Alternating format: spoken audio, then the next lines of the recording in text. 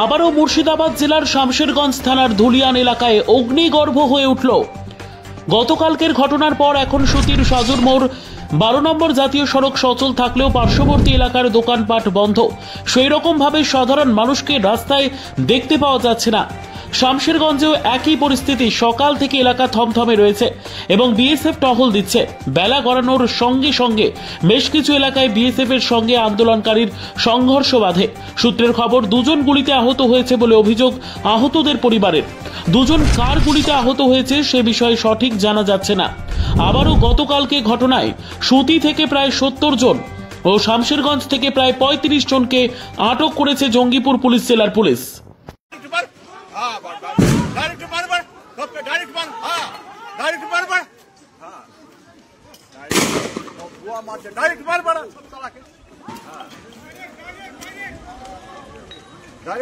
ফাঁকা হয়ে যাবে, সব পুরো ছাই হয়ে যাবে।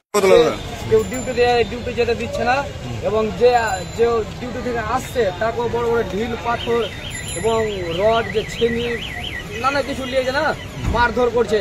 এবার মারধর হয়ে গেছে, ওটা কোনো ব্যাপার নেই।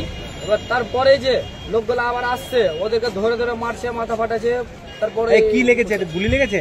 এটা গুলি লেগেছে, দুটো গুলি করেছে। কে মারলো? গুলিটা করলো কে? এটা ফোর্সেরা মেরেছে। ফোর্সের কি ফোর্স? পুলিশ, ওরা সব। কোন ফোর্স? বিএসএফ। বিএসএফ এরা মেরেছে।